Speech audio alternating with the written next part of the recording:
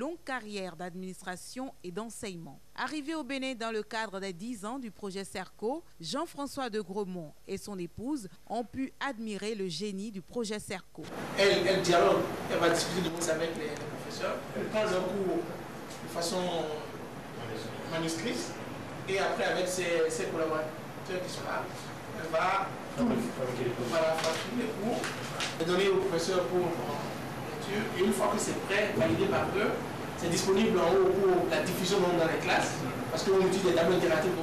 Service de sponsoring, secrétariat d'administration, service de la prévision et de la prospection scolaire, direction en charge des activités pédagogiques, salle électronique, guidée par Alain Capocici, les visiteurs sont passés dans tous les services du projet Cerco. Halte a été également faite à la salle de répétition pour l'élection Miss Cerco Afrique. Élection qui sera d'ailleurs parrainée par Madame Marie-Thérèse de Gremont.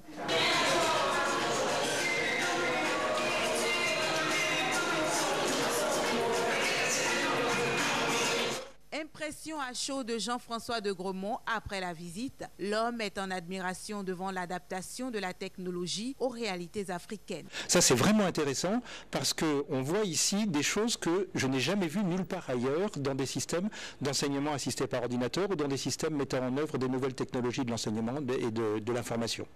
Donc, cette idée d'adaptation, de fabriquer des outils qui sont vraiment des outils africains et qui ne sont pas des outils importés qu'on réutiliserait tels qu'ils sont.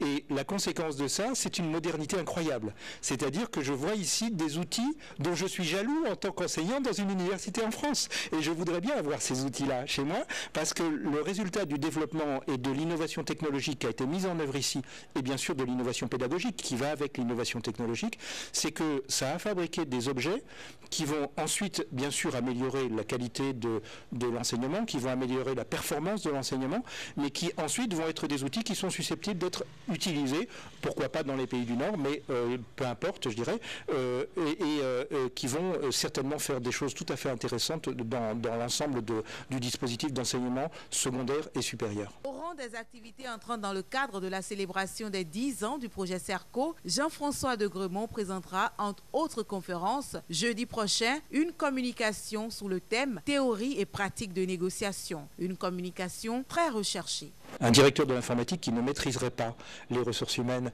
la négociation, le savoir-faire sur les calculs de coûts, de notre point de vue, aurait des problèmes sérieux professionnels.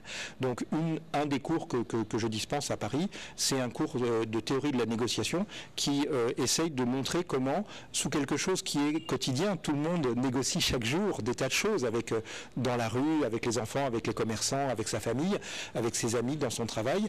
Et bien, derrière ça, il y a des théories, il y a des éléments qui sont vraiment intéressant sur le plan scientifique. La connaissance de ces éléments-là permet d'améliorer considérablement les capacités de négociateurs.